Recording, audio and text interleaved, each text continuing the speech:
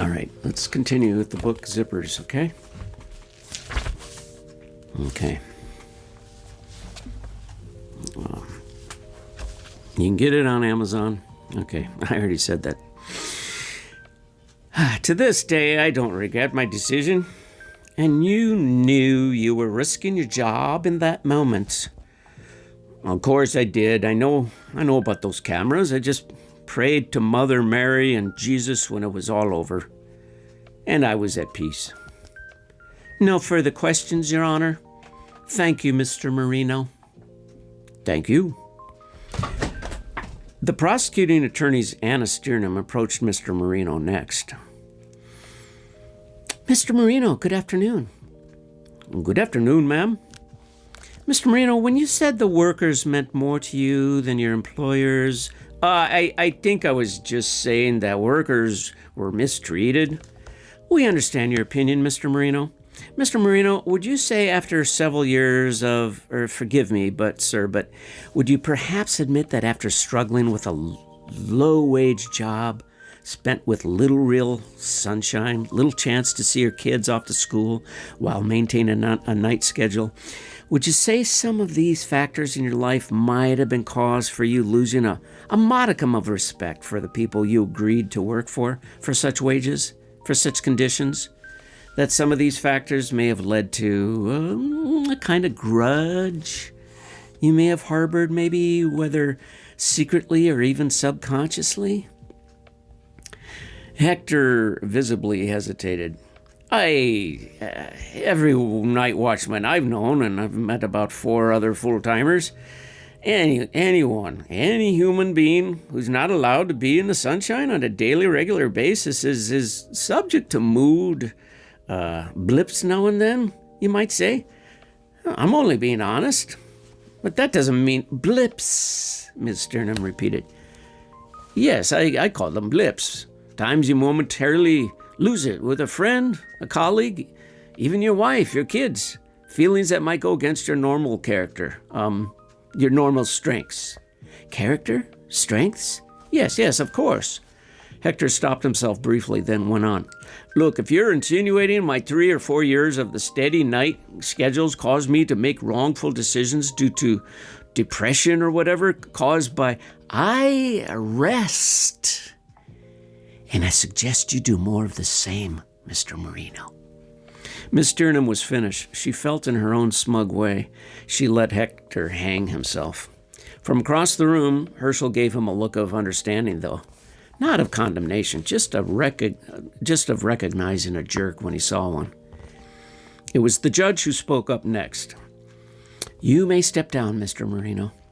Hector climbed out of the witness booth and slowly walked over to where Herschel was seated. His feet were shuffling. I'm sorry. I know that was important, but it's okay, was Herschel's reassurance to Hector. Don't worry about it. You did fine, Hector, just fine. Really. Nevertheless, Hector walked over to his own seat in the same dazed, slow manner, feeling he let his friend down. His wife reached for his clenched hands. The next witness was called. Counsel calls Merrill Welch to the stand, please. Jacob looked at Pepper. Pepper looked at her cousin. Zippers was still washing himself. I do, said Merrill after being sworn in. Mr. Welch, addressed Ms. Sternum, you've been subpoenaed by the same employer who once employed both Mr. Phelps and Ms. Tarpon, is that correct? Yes. Mr. Welch, can you tell the court your relationship to Mr. Phelps, please? Well, practically speaking, we used to be best friends. Best friends? Not just friends, but best? Practically, at least I saw it like that. And during the last few months of Mr. Phelps' employment at Annex Systems, do you mind sharing with us your discourse and your own awareness of his situation, his growing discordance with Annex Incorporated? Not at all. Jake and I, we both started in sales, but soon we ended up in different departments. Jake, he was in research eventually, and I was a graduated junior sales associate. But we did lunch together once in a while. like on Fridays most of the time. Go on. Well, as far as his situation, I'm not sure if discordance is the appropriate term, at least not a while back. I was referring to his situation now, but I appreciate your clearing that up. Go on, please, Mr. Welch. Well, before things got intense, before any of this happened, I tried to warn him of certain things with the company.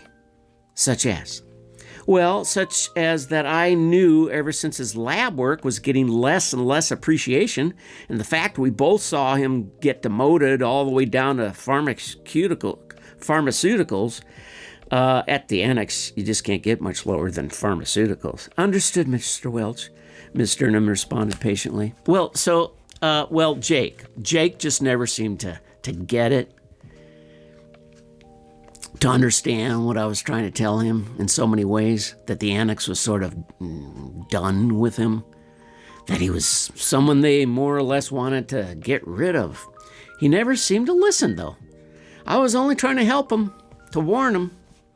In other words, Mr. Felt's work was in no way contributing to the company's needs. The company's work, whether in the field of autism research or objection, Your Honor, the prosecution is literally feeding the witness lines. I've seen less obvious cue cards on Saturday Night Live. Sustained. Let Mr. Welch speak for himself, Ms. Sternum, if you will. Just ask the questions. He can answer for himself. Of course, Your Honor. Mr. Welch, why do you think Mr. Felts was let go? From my perspective, he wasn't getting anywhere in the upper ranks. He was in research, yeah, and on the autism project specifically, yeah. But none of his work in nearly 2 years was paying off. He was a financial drain, an ineffectual investment the company was wasting too much time on. And everyone seemed to know it except him. Anna Sternum's thin lips curled to a subtle smile. Thank you, Mr. Welch. No further needed, Your Honor. Mr. Tarpon, would you care to cross-examine? Herschel cupped his hands over the table microphone and leaned over to Jacob. Zippers moved to Pepper's lap. Just what did our friend hear on that tape? I need to know right now. The one part where he admitted he knew I deserved more credit than anyone at the annex let on. On the autism thing? Yeah, he did. And he was ticked. Okay. Herschel coughed and addressed the judge. Yes, Your Honor.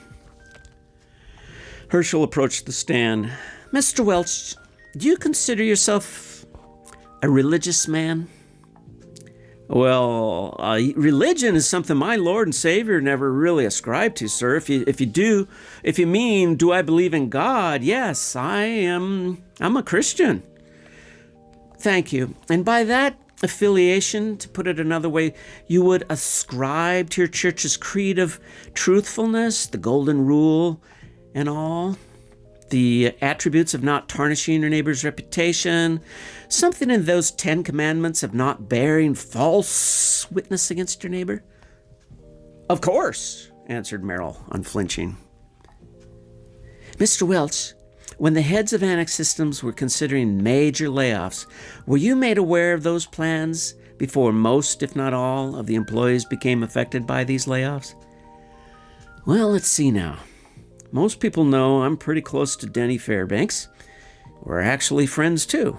We golf together outside of work hours, so it's a sort of natural conclusion I might be privy to some of that, let's say, nuances of what the annex would be looking at from time to time. And my 10 minutes is almost up. And Zipper says to you, thank you for listening to another 10 minutes of his novel. And he's with us today. Thank you. Thank you for listening. Please get my book. It's really good. It's on Amazon or down here at